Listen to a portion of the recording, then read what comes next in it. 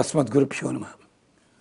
భగవద్బంధువులారా, ఇప్పుడు పిల్లలకి పరీక్షలకి సిద్ధమయ్యే రోజులు, లేదా ఉద్యోగస్తులైన వాళ్ళు వాళ్ళ రంగాల్లో కొంచెం ఎదగడానికి తగిన వచ్చే రోజులు, అలాగే రాబోతున్న సంక్రాంతి ఇలాంటి పండగల రోజులు, చేతికి పంట కానీ పంట అమ్మిన డబ్బు కానీ ఇలాంటివన్నీ రావడానికి, అంటే కొంచెం చూస్తున్నాడు సమాజంలో ఎలా ఉందోను, ఇలాంటి ఒడిదుడుకులని దాటి శత్రు బాధ తొలగించుకుని మనకి మాట చెల్లుబడి కావాలి, మంచి మాట రావాలి, పోటీ పరీక్షల్లో విజయాన్ని సాధించాలి. ఇగో ఇన్ని కోరికలు, రకరకాల కోరికలు, ఇవన్నిటికీ కలిపి అద్భుతమైన మంత్రము ఒక మంత్రం. ఇది కూడా భీష్మాచార్యుల వారిదే. ఆయన ఒకే పదం ప్రయోగించారు కొంచెం చిన్న మార్పులతోటి. అంటే శ్లోకం చాలా తేలిగ్గా గుర్తుపెట్టుకోవచ్చు. ఎలాగా?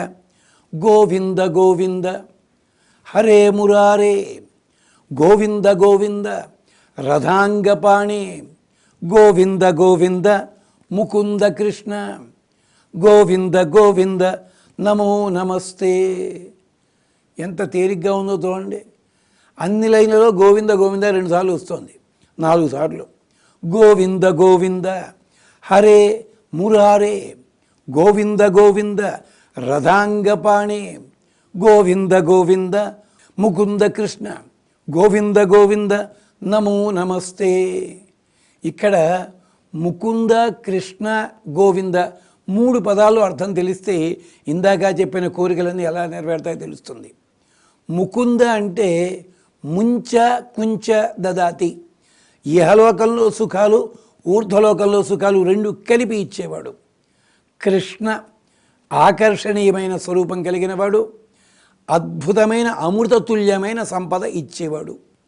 గోవింద నువ్వు కష్టాల్లో ఉంటే అడగకపోయినా కష్టం నుంచి రక్షిస్తాడు. నిజానికి గోవింద కాదది, గవేంద్ర. యాదవులకి నోరు తిరక్క గోవింద అన్నారు కొండ ఎత్తినప్పుడు. అంటే గోవర్ధన పర్వతం ఎత్తితే సురభి వచ్చి గోవింద అన్న శబ్దం పలికింది. అక్కడ గవేంద్ర శబ్దం పలికింది. గోవులకి ఇంద్రుడివని, కానీ పేరు కాస్త మారి గోవింద శబ్దం కింద మారింది. అంటే అడగకున్నా కూడా వచ్చి రక్షిస్తాడు పరమాత్మ. గోవింద గోవింద హరే మురారే, మా పాపములన్నీ హరించేవాడా, మురుడనే రాక్షసుని వధించినవాడా. గోవింద గోవింద రథాంగపాణే.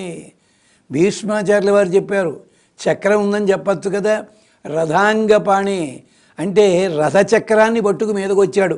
ఆ దృష్టి గుర్తుంది పాపం భీష్ముడి వారికి. అంటే ఏమిటి? భక్తుడి కోసమని చెప్పి తన ప్రతిజ్ఞ కూడా వదులుకుంటాడు ఆయన. అందుకని రథాంగపాణి అన్నారు. సుదర్శన చక్రం ధరించి అనొచ్చు కదా, అనలే, రథచక్రాన్ని పట్టుకొచ్చాడు. రథాంగపాణి, గోవింద గోవింద ముకుంద కృష్ణ. కృష్ణ శబ్దంలో 6 అవతారాలు ఉన్నాయి.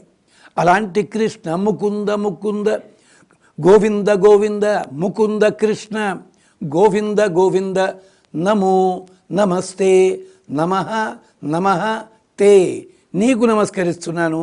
ఎంచేత నువ్వు హరివి, మురారివి, భక్తుల కోసం అని చెప్పి నీ ప్రతిజ్ఞ వదిలిపెట్టుకుని రథచక్రం పట్టుకుని ఆమె దూకావు. అలాంటి వాడివి, ముకుందుడివి, కృష్ణుడివి, నీకు నేను నమస్కరిస్తున్నాను అంటున్నారు భీష్మాచార్యుల వారు. దీంట్లో ఉన్న ఆర్తిని గమనించండి. ఒక్క రథాంగపాణి అన్న పదం చాలు. ఆయుధం పట్టనని ప్రతిజ్ఞ చేసినా భీష్ముడు ఆయుధం పట్టిస్తానన్నాడని, ఆయుధము కాదు ఆయుధము లాంటిది రథచక్రము. మీద పడేస్తే మొహం పగులుతుంది, ఆయుధమే, కానీ రథచక్రం ఆయుధం కాదు. ఇది చమత్కారం. అంటే నీ కోసం ఏ పనైనా చేస్తాడు భగవంతుడు. వచ్చి అదిగో ఆ స్వామిని ధ్యానం చేద్దాం, తగిన ఫలితాన్ని పొందుదాం మనమంతాను. మరి మరొక మంత్రంతో మళ్ళీ కలుసుకుందాం. స్వస్తి.